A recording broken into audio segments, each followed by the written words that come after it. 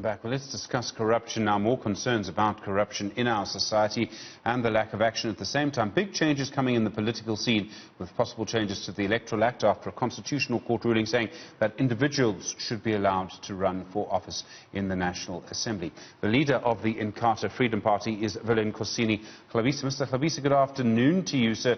Firstly, the issue of corruption. We've seen such outrage around the alleged corruption relating to PPEs. We've had pleas for people involved in state capture corruption to be arrested. Do you think it's time for some people to get into orange overalls? Good afternoon, Stephen, as well as the viewers. The IFP is of the view that the issue of corruption, which is a shame around the misery of COVID-19, to receive a swift action from the government to deal with all people involved, from officials as well as to implicated public representatives, and also generally all other implications of corruption will be taken head on quickly and decisively by the government. Do you think the NPA is just scared to arrest people? Do you know why people aren't being arrested for what's happened? The NPA, we are hopeful that as it has been charged to do so, specifically around issues of PPE, it is going to do so. But the government should be leading the way, that all implicated people on PPE scandal should not step aside but should step down. Because this new notion of stepping aside, yet earning a salary, while you say you want to tackle corruption head on, is something new, which is also not decisive and precise in dealing with corruption.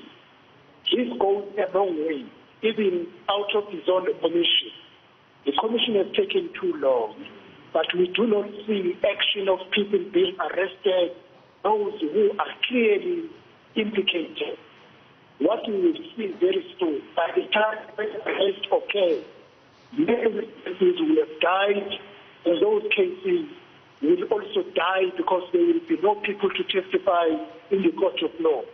By the time when the government, the law apparatus start to arrest, what we will see, the asset forfeiture unit will have nothing to recover because all implicated people are trying now to move away everything under their names because they know sooner or later they will be facing the might of the law, and by the time when they want to recover, there will be nothing to recover. The government should be precise if it really means to fight corruption. That is why we want our government to do something before it is too late and eventually see the whole exercise has no meaning. The local elections are still scheduled for next year. We're going to have local by-elections now in November. Are you pleased that the Electoral Commission is getting these elections back on track? Are you happy that people will be voting in some by-elections and all of us will be voting in those local elections next year? We are looking forward to the by-elections in November after quite a long time due to the impact of the coronavirus. We will be participating in these by-elections, but cautious and vigilant against the infections of the virus to our people.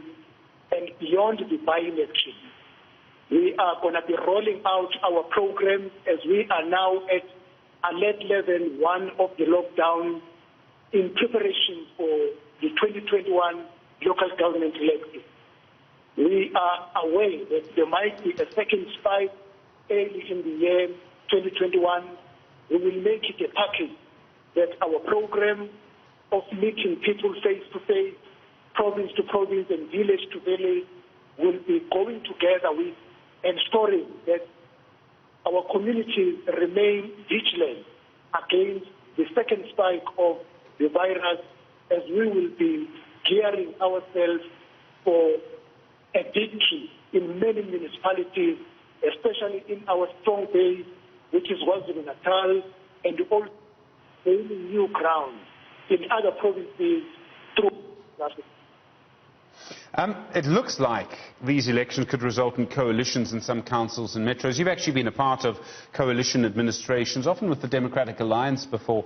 Are you prepared to go into coalitions with the DA again? Some people suggest the Democratic Alliance has changed over the last few years. We will be running our aggressive election campaign to win hearts and minds of the people of South Africa to vote the IFP as a voice of reason. And we are confident we will be getting more votes building on our victory in 2016 local government elections and 2019 provincial and national elections. And next year, we are hoping that the public of South Africa, taking into account our stand on corruption, our promises with regard to key challenges of unemployment, and our proposals in rebuilding the economy to mitigate the impact of COVID-19, will make people to give us more vote. We will be open to we not have a clear win in other areas, to cooperate with any political party for the best interest of the people of South Africa. We are not married to one political party. As you quite know, that even today, here in COJ, we are in a coalition with the ANC and in other municipalities in KwaZulu-Natal with the Democratic Alliance and the EFF. We take the interest of the people as a priority. With whoever we work together, we will still remain open next year, but we will be moving at a full swing to remain the government in wherever we will be voted to, so that we implement our policies without having to waste more time pursuing our partners with whom we do